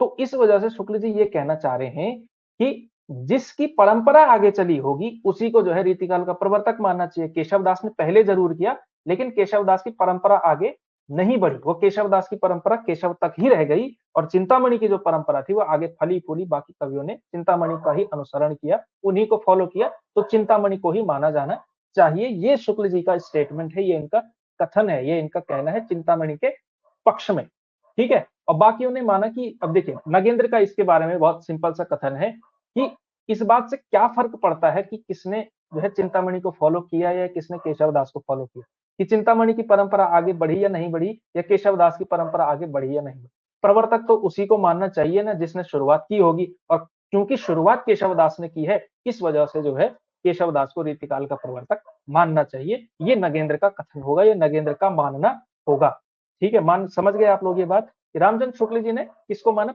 इस चीज को महत्व दिया कि चिंतामणि की परंपरा आगे बढ़ी, ठीक है, इस वजह से इन्हीं को मानना चाहिए प्रवर्तक, केशवदास को नहीं मानना चाहिए। लेकिन नगेंद्र का कहना यह है कि इस बात से क्या फर्क पड़ता है, उन्होंने जो इस तर्क को माना ही नहीं, इस बात से क्या फर्क पड़ता है कि रीतिबद्ध कवियों ने चिंतामणि को फॉलो किया है, केशव को फॉलो किया, शुरुआत तो केशवदास ने कर ही दी थी, इस वजह से मानना भी किसको चाहिए, केशव को ही मानना चाहिए। ये जो है दोनों के बीच का स्टेटमेंट का फर्क है, ठीक है। इतना समझ गए आप लोग, इतने में कोई दिक्कत नहीं होनी चाहिए मेरे हिसाब से, आपको इसमें जो है आप लोग कर पाएंगे आई होप, ठीक है। तो इतना जो है आप कर चुके हैं, तो ये जो है रामचंद्र शुक्ल का मानना है, ठीक है। आप देखिए ना, इसमें देखिए हिंदी जो रीति ग्रंथों की जो अखंड परंपरा है वो किससे चली, चिंतामणि से चली, केशवदास से नहीं चली, ठीक है, इसलिए प्रारंभ उन्हीं से मानना चाहिए। रीतिकाल की जो अविरल और अखंडित परंपरा थी वो केशव के बाद 50 साल बाद चली, भिन्न आदर्श को लेकर। वो कौन सा आदर्श था, वो चिंतामणि वाला आदर्श था, जिसमें रुद्रट आदि आदि जो बाद की पीढ़ी के काव्य शास्त्री हुए उनको फॉलो किया गया था, ठीक है। तो ये है मामला, कुल मिलाकर के ये है डिबेट। रामचंद्र शुक्ल जी का एक और मानना है, जनरली जो है रीति कवियों के बारे में ये कहा जाता था कि ये जो है आचार्य हैं, काव्य शास्त्री आचार्य हैं, लेकिन शुक्ल जी का मानना इससे बहुत अलग था। रामचंद्र शुक्ल का मानना यह है कि ये आचार्य की कोटि में आते ही नहीं है, ये लोग, ये क्या है, ये जो है कवि है, आचार्य नहीं है। कईयों ने माना कि ये कवि प्लस आचार्य हैं, शुक्ल जी ने माना कि ये केवल और केवल कवि हैं, आचार्य नहीं है। क्यों नहीं है, क्योंकि इनमें आचार्य के गुण नहीं थे। अब ये गुण कैसे नहीं थे ये आगे आएगा इसमें, ठीक है। जब हम लक्षण ग्रंथ समझेंगे तो मैं आपको आचार्यों की कोटि बताऊंगा कि आचार्य जो है 3 प्रकार के होते हैं, 3 प्रकार के माने जाते हैं, ठीक है। उद्भावक आचार्य, व्याख्याता आचार्य और शिक्षक आचार्य आप कह सकते हैं, जो सिखाता है केवल और केवल। तो ये 3 कोटियां आती हैं, ये काव्य शास्त्र में भी आएगा थोड़ा बहुत, ठीक है। तो इस टॉपिक को आप रिजर्व रखिए, ठीक है, इस एंगल को जो है बाद में छुएंगे। फिलहाल आप केवल और केवल ये समझिए कि रामचंद्र शुक्ल ने इन कवियों को जो है आचार्य की कोटि का नहीं माना, ठीक है, केवल और केवल कवि माना, ठीक। चलिए, इसके अलावा रामचंद्र शुक्ल जी का जो स्टेटमेंट है चिंतामणि त्रिपाठी के बारे में है कि इनको, चलिए चिंतामणि त्रिपाठी में ये विस्तार से आ जाएगा, इसमें कोई समस्या नहीं है, ठीक है। और अगला जो है श्याम सुंदर दास जी का एक स्टेटमेंट देखिए कि यद्यपि समय विभाग के अनुसार केशवदास भक्तिकाल में पढ़ते हैं और यद्यपि गोस्वामी तुलसीदास आदि के समकालीन होने तथा रामचंद्र का आदि ग्रंथ लिखने के कारण ये कोरे रीतिवादी नहीं कहे जा सकते, परंतु उन पर पिछले काल के संस्कृत साहित्य का इतना अधिक प्रभाव पड़ा कि वे अपने काल की काव्यधारा से पृथक होकर चमत्कारवादी कवि हो गए और हिंदी में रीति ग्रंथों की परंपरा के आदि आचार्य कहलाए। डॉक्टर श्याम सुंदर दास का कथन है। ठीक है, केशव दास के बारे में क्या है कि इनका टाइम किस टाइम पे आता है, तुलसीदास के समकालीन ही थे, लेकिन ये जो है कोरे रीतिवादी नहीं थे हालांकि, क्योंकि इन्होंने हिंदी में भी ग्रंथ लिखे थे रामचंद्रिका टाइप के। ठीक है, कोरे रीतिवादी नहीं थे, लेकिन संस्कृत साहित्य के प्रभाव के कारण इन्होंने जो है एक ये इस तरह के कवि हो गए। इन्होंने शब्द यूज किया है चमत्कारवादी कवि। चमत्कारवादी कवि कौन होता है, जिसको चाहिए कि कविता में कुछ ऐसा चमत्कार कर दूं मैं शब्दों के स्तर पर कि कमाल हो जाए। शब्द के स्तर पर, केवल यानी शब्दों के खिलवाड़ के स्तर पर। कुछ लोग होते हैं ना कि वर्ड प्ले के माध्यम से सोचते हैं कि अच्छा वर्ड प्ले हो गया, अच्छा अनुप्रास अलंकार आ गया तो कविता अच्छी होगी। ठीक है, खड़क सिंह के खड़कने से खड़कती हैं खिड़कियां, ये अच्छी कविता कई लोगों के अनुसार हो सकती है। ठीक है, तो क्योंकि इसमें जो है जो खड़क जो शब्द है उसकी जो है आवृत्ति बार बार हो रही है, तो एक प्रकार का चमत्कारिक वो सेंटेंस लग रहा है। बाकी उसमें कोई ऐसा कोई एलिमेंट तो है नहीं कविता के कि क्या है, मतलब हवा चल रही होगी भाई, हिल गई खिड़कियां, कौन सी बड़ी बात है। ठीक है, उसका कोई सेंस भी नहीं बन रहा कविता का, लेकिन कईयों को पसंद आती है कविता। ठीक है, या फिर जैसे वो एक है, चंदू के चाचा ने चंदू की चाची को चांदनी रात में चांदी के चम्मच से चटनी चटाई। अब इसमें क्या ऐसी बड़ी बात है कि आपको लगे कि वह क्या कमाल की बात है, लेकिन क्या है शब्दों के स्तर पर केवल और केवल क्या है, च च च शब्द की जो है एक आवृत्ति बार बार हो रही है, तो वो जो है सेंटेंस बोलने में अच्छा लग रहा है। उसका जो है जो ध्वन्यात्मकता है वो थोड़ा सा अच्छी लग रही है। बाकी उसमें कोई एलिमेंट तो है नहीं, बहुत महान कोई बात तो किसी ने कर नहीं दी भाई। एक पति जो है अपनी पत्नी को चटनी खिला रहा है, इसमें कौन सी बड़ी बात है। लेकिन क्या है सेंटेंस इस तरह के। तो चमत्कारवाद में कुल मिलाकर के आपको ये समझाना चाह रहा हूँ कि चमत्कारवाद होता क्या है, केवल शब्द के स्तर पर जो खिलवाड़ करने वाली बात होती है वो जनरली है। ठीक है, और शुक्ल जी ने बहुत बार डांटा है कुछ कवियों को चमत्कारवादी होने के कारण। केशव दास को तो 2-3 बार डांटा, एक आध बार बिहारी को भी डांटा है। ठीक है, यहाँ तक कि सूरदास को भी नहीं छोड़ा कि सूरदास जी भी कई बार जो है अलंकार के फेर में पढ़ करके कविता खराब कर देते हैं। देव को भी डांटा है इसी पॉइंट पर। ठीक है, तो चमत्कारवाद का जो है बड़ा विरोध करते थे शुक्ल जी। हालांकि श्याम सुंदर दास जी का स्टेटमेंट है ये केशव के बारे में, ये जो है आपने पढ़ना है। ध्यान से देखिए इस स्टेटमेंट को कि केशव दास जो हालांकि इसके तुलसीदास जी के समकालीन थे, लेकिन उन पर संस्कृत साहित्य का इतना ज्यादा प्रभाव पड़ा कि वह चमत्कारवादी कवि हो गए और हिंदी में रीति ग्रंथों की परंपरा के आदि आचार्य कहलाए। तो कुल मिलाकर के एक तरह से श्याम सुंदर दास भी क्या कहना चाह रहे हैं, रीतिकाल का प्रवर्तक ठहरा रहे हैं दूसरे शब्दों में। ठीक है, इसलिए मैंने कहा है कि चिंतामणि त्रिपाठी के पक्ष में केवल एक आलोचक खड़ा है, वो है द रामचंद्र शुक्ल, और बाकी सब जो है केशव दास के पक्ष में खड़े हैं। ठीक है, बाकी एक छोटा सा जो है कृपाराम के बारे में भी है, विश्वनाथ प्रसाद मिश्र जी का, तो वो भी आप लोग ध्यान रखेंगे तो अच्छा रहेगा आपके लिए। ठीक है, तो ये जो है कुल मिलाकर के जो है आलोचकों की कथन है किसके बारे में, इसके प्रवर्तक के बारे में। ठीक है, अब आती है इसकी विशेषताएं। तो विशेषताएं आप लोग जानते हैं कि काव्य तत्व और आचार्यत्व का मिश्रण था ही। हालांकि शुक्ल जी ने आचार्य तत्व की बात को जो है अस्वीकार किया, लेकिन तब भी आप कह सकते हैं कि शास्त्र और रचना में समानांतर पार्थक्य रहा, लेकिन रीतिकाल में शास्त्रीयता और रचनात्मकता का यह समानांतर पार्थक्य खत्म हो जाता है। देखिए एक तरफ देखिए शास्त्र अलग है, काव्य शास्त्र अलग है, काव्य अलग है ना।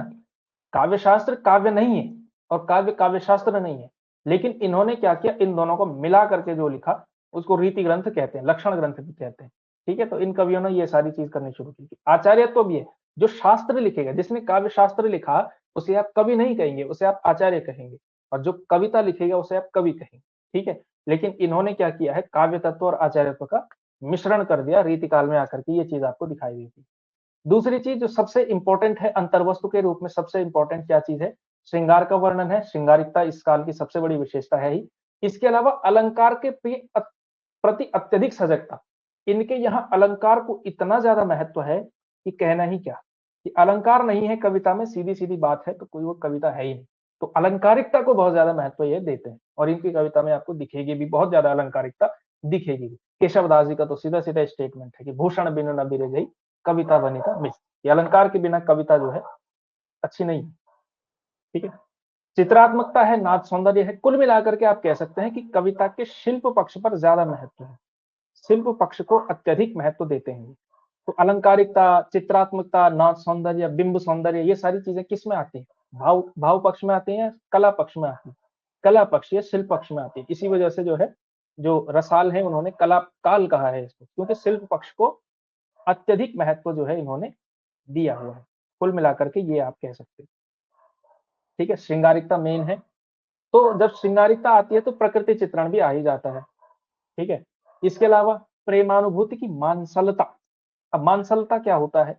इनका जो श्रृंगार है ना, वो बहुत, आप कह सकते हैं कि हृदय से हृदय वाला मामला नहीं है, बहुत दैहिक प्रकार का श्रृंगार है कि देह तक सीमित है। समझ रहे हैं आप? शरीर का वर्णन ज्यादा है।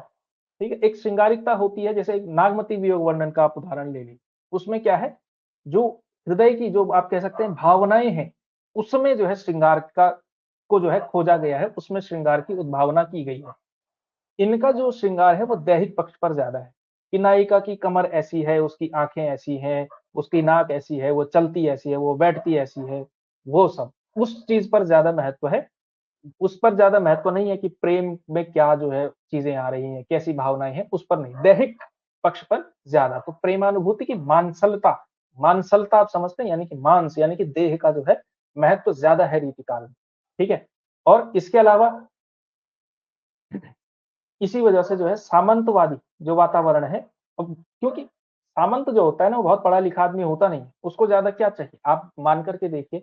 अगर आप ज्यादातर जो है, जो गाना चलता है, सबसे ज्यादा हिट कौन सा गाना होता है किसी फिल्म का? तो एक समय पहले एक बड़ी भद्दी सी परंपरा चली थी, अभी भी है, कुछ कुछ में आ जाता है, जो आइटम सॉन्ग आप कहते हैं ना। तो आइटम सॉन्ग क्या है कुल मिलाकर के? देह का प्रदर्शन ही तो है। आप ये देखिए फिल्म में भी कि सबसे ज्यादा कौन सा गाना चलता है, मतलब और गाने भी चलते हैं, लेकिन सबसे ज्यादा जो सबसे जल्दी जो पिक होता था एक समय पे, वो होता था जो जो देह पर आधारित गाना था, जिसे फिल्म की भाषा में जो है आइटम सॉन्ग कहा जाता था। तो जो सामंती जब वातावरण हो जाता है ना, सामंत को जो है कोई मतलब नहीं होता जनता क्या सोच रही है, इसमें क्या है, उसमें क्या है, उसको कोई बहुत ज्ञान से भी फर्क नहीं पड़ता। उसको ये फर्क नहीं पड़ता कि शंकर ने क्या कहा और रामानुजन ने क्या कहा। उसको केवल जो है इसी तरह की कविताएं पसंद आती हैं, तो उसमें दैहिकता जरूर आ जाए। ठीक है, और इसी वजह से जो है सामंती रुचियों और दबाव की वजह से प्रेम जो है नितांत जो है दैहिक और उत्तेजित प्रसंगों और चित्रों को ही अपनी कविता में जो है व्यक्त कर पाए। तो प्रेम का कौन सा प्रसंग आया? जो शारीरिक प्रसंग है, वही वाला जो है ज्यादातर रहा, और इसका सबसे बड़ा कारण क्या था? सामंत था। ठीक है, और इसके अलावा श्रृंगार और भक्ति भी जो है एक तरह से आपको ब्लेंड होती हुई नजर आती है, आपको समझ ही में नहीं आता। देखिए, विद्यापति के बारे में मैंने आपको कहा था कि विद्यापति को जो है जनरली श्रृंगारिक कवि माना जाता है, क्योंकि इन्होंने जो है राधा कृष्ण को नायक नायिका के रूप में देखा, ईश्वर के रूप में नहीं देखा। भक्ति काल के जो कवि रहे, इन्होंने जो है केवल भक्ति की कविता कही, लेकिन रीतिकाल के उसमें समझ ही में नहीं आता है कि ये श्रृंगारिक कविता है या ये भक्ति की बात कही। ठीक है, राधा कृष्ण का एक वर्णन है, फॉर एग्जाम्पल कुछ भी है, एक वर्णन है, उसमें आपको समझ ही में नहीं आएगा ये श्रृंगारिक वर्णन किया हुआ है या ये भक्ति परक वर्णन किया हुआ है, क्योंकि भक्ति में क्या होगी, एक खास तरह की मर्यादा होगी। ठीक है, जैसे बिहारी का ही एक दोहा है, शुरुआती में वो कहते हैं कि मेरी भव बाधा हरो राधा नागरी सोई। ठीक है, जातन की झाई परत श्याम हरित दुती हुई। तो उसमें आपको नजर आएगा कि शायद बिहारी जो है हाथ जोड़ करके ये दोहा कह रहे हैं, लेकिन कुछ कुछ पंक्तियां ऐसी हैं रीतिकाल की कवियों की कि आपको समझ में ही नहीं आएगा कि ये भक्ति की कविता है या श्रृंगार की कविता है। ठीक है, तो वो सारी चीज, तो इन्होंने क्या किया, राधा कृष्ण के बहाने भक्ति भावना को भी स्थान दिया, और साथ ही साथ जो है क्या है, श्रृंगार को भी महत्व दिया। तो रीति कवि जो है भक्ति भावना को गंभीर, प्रगाढ़ और आंतरिक रूप से अपनाने में समर्थ नहीं हो सका। ठीक है, इसी वजह से जो इनकी भक्ति भावना है ना, वो बहुत मैच्योर स्तर की नहीं है, जिस स्तर की आपको भक्ति के कवियों की दिखेगी। ठीक है, तो वो जो है भक्ति करते करते बीच में श्रृंगार आ जाता है, वो तो कंफ्यूजिंग जो है मामला हो जाता है। तो जब भक्ति में आप श्रृंगार लेकर के आ जाएंगे, तो फिर वो अच्छे से जो है वो हो नहीं पाता है। इसी वजह से आप जो है ये स्टेटमेंट लिखा गया है कि भक्ति काल, जो भक्ति भावना थी, उसका जो है आप कह सकते हैं गंभीरता इनकी कविता में नहीं।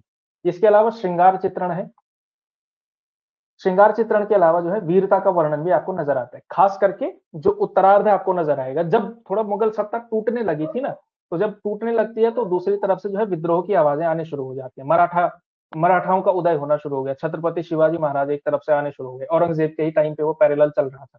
तो औरंगजेब का टाइम क्या है, उत्तरार्ध का समय है। पूर्वार्ध का समय कौन सा है? जहांगीर का समय या थोड़ा बहुत शाहजहां का समय, वो आप मान सकते हैं। ठीक है, तो वो आप कह सकते हैं। रीति काव्य के कुछ कवियों ने अपने आश्रयदाता की वीरता का भी प्रभावपूर्ण अंकन किया, और भूषण तो आप लोग जानते हैं कि इस कविता के सबसे बड़े मूर्धन्य कवि। ठीक है, इसके अलावा तो इनकी जो कविता है वो जनरली जो है आज की जो आलोचना है उसमें जो है शुद्ध कलात्मक कविता को कला ही जो है इसको जनरली देखा जाता है कि कलात्मक कसाव और अभिव्यक्ति के लिए जो है इस कविता को बहुत महत्व दिया जाता है कि शिल्प पर इतना कमाल का जो है आपको पकड़ देखने को मिलेगी कि उसमें आपको कोई कमी नजर नहीं आएगी। अलंकारिकता ले लो, नाद सौंदर्य, बिंबात्मकता, चित्रात्मकता, हर चीज जो है उस दृष्टि से कविता उत्कृष्ट है। किस दृष्टि से कविता उत्कृष्ट नहीं है, वो है भावना के स्तर पर, क्योंकि श्रृंगार में दैहिकता है, सामंत को खुश करने के लिए लिखी गई कविता है। कुल मिलाकर के आप ऐसा कह सकते हैं, इसके लिए है सामंत को खुश करने के लिए लिखी हुई कविता है। ये जो है रीतिकाल का विवेचन है। इसके अलावा थोड़ा बहुत जो विशेषताएं हैं, सर्वाधिक व्याप्त है नायिका भेद, श्रृंगार रस, ठीक है। रीतिकाव्य की भाषा में क्योंकि फारसी परंपरा का भी प्रभाव है, तो ब्रज भाषा तो इस समय की सबसे फेमस है, सभी कवियों ने ब्रज भाषा का प्रयोग किया हुआ है, ठीक है। अवधि जो है तुलसीदास और राम भक्ति धारा के बाद आप कह सकते हैं उस स्तर पर जो है उठ नहीं पाई काव्य भाषा के रूप में, और ब्रज भाषा का उदय हुआ सबसे ज्यादा। तो रीतिकाल की पूरी सभी कवियों की भाषा ब्रज भाषा है, ठीक है। अरबी, फारसी और देशज शब्दों का भरपूर इस्तेमाल किया हुआ है। काव्य शैली के रूप में मुक्तक को ही ज्यादातर अपनाया हुआ है, ठीक है। मुक्तक ही इन्होंने किया हुआ है। दोहा, सवैया और कवित, ये तीन छंद हैं जो सबसे ज्यादा चले। दोहा, सवैया और कवित, यही सबसे ज्यादा देखेंगे और सबसे ज्यादा आप कवित देखेंगे, ठीक है। तो दोहा तो बिहारी ने दोहा ही कहे और बाकियों ने जो है सवैया और कवित ज्यादातर कहे हुए, ठीक है। थोड़ा बहुत जो है सोरठा, रोला, बरवे, छप्पे, ये सब मिलेगा आपको, ठीक है। चौपाई दोहा वाली, क्योंकि चौपाई दोहा जो परंपरा है वो जनरली प्रबंध काव्यों में आपको मिलती है, तो प्रबंध काव्य नहीं चला, मुक्तक का महत्व ज्यादा हो गया, ठीक है। और सबसे ज्यादा जो रीतिकाल का सबसे जो द छंद है वो है सवैया, ठीक है। देव हो गए, मतिराम हो गए, पद्माकर हो गए, इन्होंने सवैया जो है बहुत लिखा है, ठीक। चलिए इसके बारे में कुछ प्रसिद्ध कथन देखते हैं आलोचकों के, फिर जो है आप जो है आगे। हजारी प्रसाद द्विवेदी जी का कथन देखिए। देखिए इसी परिस्थितियों को जो मैंने आपको समझाया ना, दूसरा जो है उन्होंने कुल मिलाकर के सभी विद्वानों ने वही बात कही थी, ठीक है।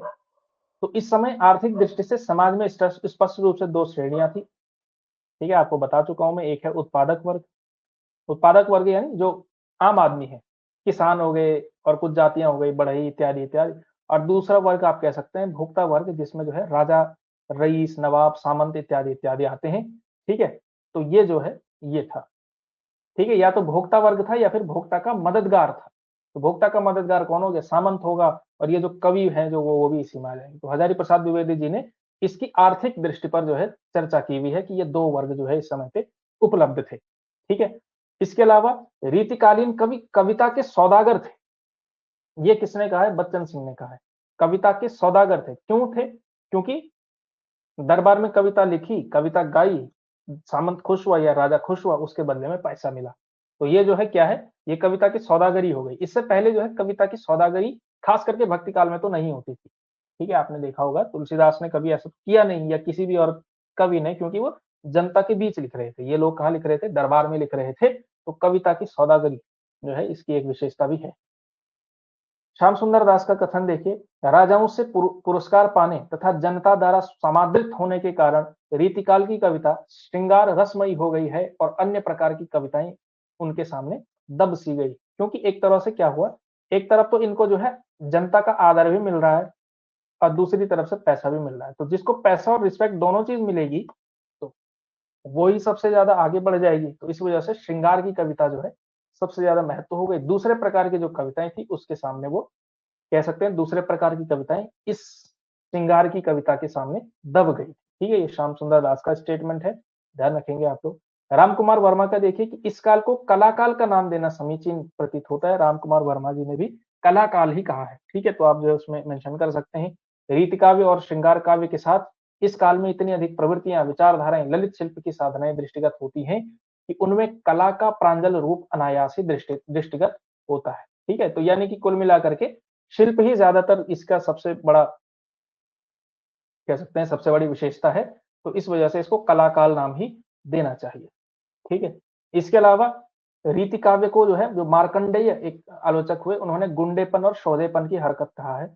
ये भी आपके लिए एक स्टेटमेंट हो सकता है इंपॉर्टेंट, ठीक। मार्कंडेय वाजपेयी, किसने जो है गुंडेपन और शोधेपन की हरकत कहा, तो मार्कंडेय ने कहा है, ठीक है। इसके अलावा देखिए इंपॉर्टेंट स्टेटमेंट है नगेंद्र की। श्रृंगारिकता के प्रति उनका दृष्टिकोण भोग परक था। मैंने कहा ना, श्रृंगारिकता भी दो प्रकार की हो सकती है।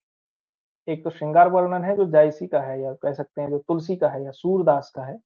लेकिन एक जो है जो रीतिकाल के कवियों का है वो है भोग परक, कि कैसे देह का भोग किया जाए, उस तरह की दृष्टि ज्यादातर थी। इसलिए प्रेम के उच्चतर सोपानों की ओर वे नहीं जा सके। ठीक है, प्रेम की सबसे उच्चतर सोपान क्या है, जब वो हृदय पक्ष से आ रहा हो, न कि देह के पक्ष से आ रहा हो। ठीक है, तो इस वजह से जो है भोगपरक दृष्टिकोण के कारण आप कह सकते हैं प्रेम के उच्चतर सोपानों की ओर नहीं जा सका।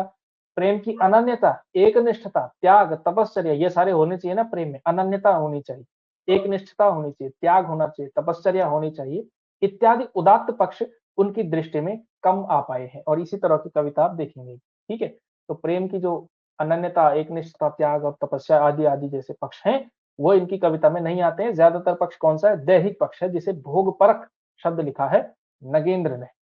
ठीक है, श्रृंगारिकता में अप्राकृतिक गोपन अथवा दमन से उत्पन्न ग्रंथियां नहीं है, न वासना के उन्नयन अथवा प्रेम को अतीन्द्रिय रूप देने का उचित अनुचित प्रयत्न। उस युग की श्रृंगारिकता में घुमड़न अथवा मानसिक छलना नहीं है। ठीक है, तो ये जो है एक और स्टेटमेंट आप देख सकते हैं। कुल मिलाकर के ये कहना चाह रहे हैं कि उस समय की जो इनका जो श्रृंगारिकता की एक अच्छी बात यह है, इस समय जो है दमन से उत्पन्न ग्रंथियां नहीं है। ठीक है, यानी कि फ्रस्ट्रेशन वाला प्यार नहीं है कुल मिलाकर के। ठीक है, इसी वजह से जो है इन्होंने क्या कहा, अतीन्द्रिय रूप देने का प्रयास नहीं किया। यानी कि प्रेम को इन्होंने ऐसा नहीं कहा कि कोई बहुत दैविक बात, प्रेम को नहीं माना, बहुत अलौकिक बात है, कुछ अलग ही चीज है। उन्होंने कहा कि इन्होंने जो है बहुत शारीरिक स्तर पर ही रखा। तो इस वजह से इसमें जो है आप कह सकते हैं ग्रंथियां नहीं, ग्रंथियां जो है नहीं आपको नजर आती हैं इस समय के श्रृंगार में। ठीक है, तो ये एक तारीफ की बात है। इसके अलावा ये पूर्ति होना चाहिए था, रीतिकाल के में एक बड़े अभाव की पूर्ति हो जानी चाहिए थी, वह नहीं हुई। भाषा जिस समय सैकड़ों कवियों द्वारा परिमार्जित होकर प्रौढ़ता को पहुंची, उसी समय व्याकरण के द्वारा उसकी व्यवस्था होनी चाहिए, जिससे उस च्युत संस्कृति दोष का निराकरण होता, जो ब्रज भाषा काव्य में थोड़ा बहुत सर्वत्र पाया जाता है। इस प्रकार की कोई व्यवस्था नहीं हुई जिससे भाषा में कुछ बड़ी भाषा में बहुत कुछ गड़बड़ी बनी रही। शुक्ल जी ये कहना चाह रहे हैं कि भाई इतने सारे कवियों ने जब ब्रज भाषा का प्रयोग किया और बड़े ये विद्वान आचार्य टाइप के बनते थे, इन्होंने क्या किया, ब्रज भाषा को जो है आप कह सकते हैं व्याकरण व्याकरण के द्वारा जो है ब्रज भाषा की व्यवस्था नहीं की। एक व्याकरण इसमें जो है बड़ी गलतियां आप पाएंगे ब्रज भाषा में, मतलब बहुत सारी त्रुटियां हैं, क्योंकि व्याकरण व्यवस्थित नहीं था ब्रज भाषा का उस समय। कविता लिख रहे थे उस समय पे, ठीक है, लेकिन व्यवस्थित व्याकरण न होने की वजह से जो है इसमें जो है कुछ च्युत संस्कृति दोष जो है पाया जाता है। ठीक है, तो इस चीज पर जो है शुक्ल जी ने कहा कि रीतिकाल में एक बड़े अभाव की पूर्ति होनी चाहिए थी, लेकिन नहीं हुई। वो क्या थी, भाषा को व्याकरण से जो है व्यवस्थित करना। ठीक है, तो व्याकरण इसका व्यवस्थित नहीं हो पाया, ये एक बड़ी कमी रही, शुक्ल जी का ऐसा मानना है। ठीक है, राजाओं से पुरस्कार पाने वाली बात ये हम कह चुके हैं। इसके अलावा रामकुमार वर्मा कलाकाल नाम देना समीचीन होता है। ठीक है, नगेंद्र का एक और स्टेटमेंट है कि हिंदी में रीति का प्रयोग साधारणतः लक्षण ग्रंथों के लिए होता है। जिस ग्रंथ में रचना संबंधी नियमों का विवेचन हो वह रीति ग्रंथ, और जिस काव्य की रचना इन नियमों से आबद्ध हो वह रीति ग्रंथ है। चलिए, ये रीति ग्रंथ आ जाएगा आपका कि रीति ग्रंथ होता क्या है। ठीक है, वो जो है हम डिटेल में समझेंगे लक्षण ग्रंथ जब रीतिबद्ध कविता हम पढ़ना स्टार्ट करेंगे। ठीक है, विश्वनाथ प्रसाद मिश्र जी का एक और कहना है कि रीतिकाल का सम्यक प्रवर्तन केशवदास द्वारा भक्तिकाल में ही हो गया था। तो मिश्र जी ने हालांकि उनको कहा, लेकिन केशवदास की जो है स्टार्टिंग वो कहना चाह रहे हैं कि रीतिकाल का जो सम्यक प्रवर्तन है वो केशवदास जी ने कर दिया था। विश्वनाथ प्रसाद मिश्र जी का स्टेटमेंट है। ठीक है, इसके अलावा केशवदास जी का एक और है, इसको जो है हम कविता के रूप में पढ़ेंगे कि काव्य परंपरा को न मानने वाला काव्य अंधा, शब्द प्रयोग में औचित्य का प्रयोग न मानने वाला काव्य जो है बधिर होता है, छंद दोष से युक्त काव्य पंगु होता है, और अलंकार रहित काव्य जो है नग्न, और अर्थ रहित काव्य जो है मृतक तुल्य होता है। केशवदास जी का ये दोहा हम पढ़ लेंगे, इसमें कोई दिक्कत नहीं। ठीक है, इसके अलावा जो देव और इनके जो मतलब जो इनके जो काव्य शास्त्रीय जो भी इन्होंने स्टेटमेंट दिए हुए हैं ना, इनका जो है हम अलग से नोट्स बना लेंगे। ठीक है, कि किसने क्या क्या कहा है, जो इन्होंने लक्षण ग्रंथों में या अपने रीति ग्रंथों में बातें कही हुई हैं, कि जैसे इन्होंने जैसे ये केशवदास जी का स्टेटमेंट है, या फिर जो देव का है कि शब्दार्थ का सार काव्य है और काव्य का सार रस है। ठीक है, तो ये शब्दार्थम शब्दार्थो सहितो काव्यम, ये जो काव्य शास्त्र में आप पंक्तियां मिलती हैं, तो उन्हीं को उन्होंने अपनी भाषा में कहा हुआ है। ठीक है, तो ये हम देख लेंगे। वासुदेव सिंह, घनानंद की भाषा सरल स्वाभाविक है, इसमें आ जाएगा। लक्ष्यार्थ और व्यंग्यार्थ का प्राधान्य है, घनानंद हमने पढ़ने हैं, डिटेल में पढ़ने हैं। पूरे रीतिकाल के सबसे इंपॉर्टेंट अगर कोई दो कवि हैं तो एक है बिहारी, ठीक है, और एक है घनानंद। सबसे ज्यादा जो है यहीं से क्वेश्चन आने की संभावना रहती है। ठीक, और इसके अलावा ग्रियर्सन का एक और स्टेटमेंट है बिहारी के बारे में कि मेरी जानकारी में बिहारी जैसी रचनाएं यूरोप की किसी भी भाषा में नहीं पाई जाती। ठीक है, तो एक तरफ यूरोप के सारे कवि और दूसरी तरफ बिहारी हैं, तो बिहारी को जो है इन्होंने इतना महत्व डॉक्टर ग्रियर्सन ने दिया हुआ है। ठीक है, तो ये जो है कुल मिलाकर के स्टेटमेंट है। कह रहे नीचे वाले तो हमने दोबारा पढ़ने हैं, एक टॉपिक आएंगे भी, लेकिन नाम इत्यादि इत्यादि इनकी प्रवृत्तियों के बारे में, और जो शुक्ल जी की एक शिकायत है रीतिकाल से कि इन्होंने भाषा को जो है व्याकरण से व्यवस्थित नहीं किया।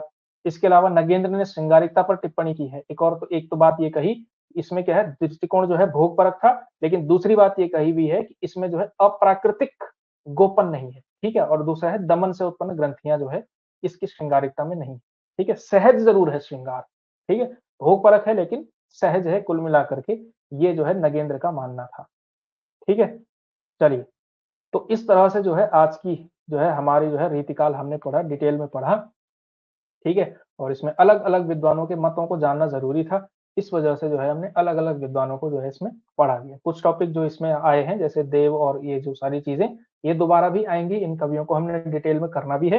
ठीक है, तो इस प्रकार से जो है आज की हमारी क्लास कंप्लीट होती है टॉपिक से रिलेटेड। और इसके अलावा अगर किसी को इससे संबंधित कुछ डाउट हो, कुछ पूछना हो, तो वो जो है कमेंट में पूछ सकता है। ठीक है, और वरना तो क्लास आज की समाप्त हो ही चुकी है। तो किसी को कुछ पूछना है तो अगले 1 मिनट में जो है वो अपना मैसेज चैट बॉक्स में टाइप कर सकता है।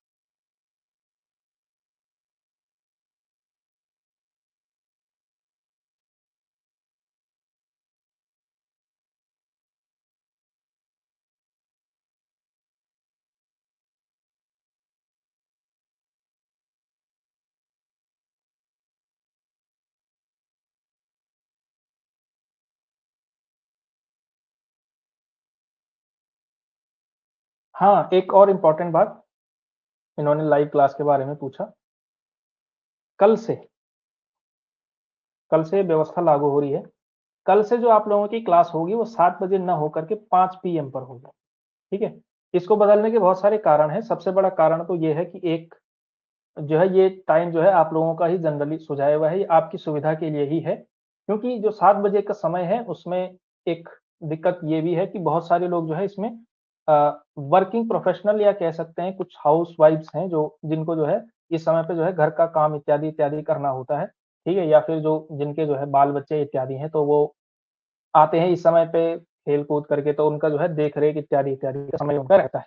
ठीक है, तो इन सारी चीजों को देखते हुए और सभी के लिए उचित समय जो है मुझे लगता है 5 PM एक सही समय होगा। क्योंकि इस समय पे जितने भी जो काम इत्यादि आप लोग नौकरियां वगैरह करते हैं तो वहां से जो है आप लोग फ्री होते हैं, और 5 बजे जो है एक सही समय रहेगा। क्योंकि इसके बाद मुझे लगता है कि जब अगर हम 5 बजे टाइम रखेंगे, 5 बजे आप लोग क्लास पढ़ लेंगे, तो उसके बाद जो क्लास का कि जो है ये जो टॉपिक जो पढ़ना होगा आपको तो वो जो है आप बाद में कर सकते हैं। ठीक है, तो इन सारी चीजों को रखते हुए कल से जो है 5 बजे जो है हम क्लास रखेंगे। ठीक है, तो कल से आप लोग 5 बजे जुड़ेंगे। ठीक है, तो कल से जो है 5 PM क्लास होगी।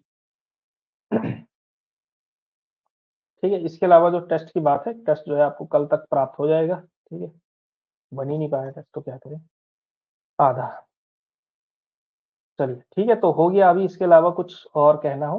हाँ, इसके अलावा जो है मदन जी कह रहे थे उस पे कि नोट्स, तो नोट्स जो है आपको जो पीछे की क्लासेस हैं जो आदिकाल और ये हिंदी साहित्य इतिहास वगैरह वगैरह है, इसकी जो है नोट्स जो है आपको मैं इसी में डाल दूंगा। उसमें जो है एक फोल्डर है, तो कुछ के तो हैं उसमें कि कबीरदास के बाद से तो नोट्स हैं उसमें, तो वो जो है हम डाल देंगे। ठीक है, चलिए, तो इसके अलावा कोई और बात होगी नहीं इसमें, और इसके अलावा किसी कुछ पूछना हो तो वो पूछ सकता है। ठीक है, वरना हम क्लास जो है समाप्त कर सकते हैं। तो हो गया ना अभी मामला सेटल?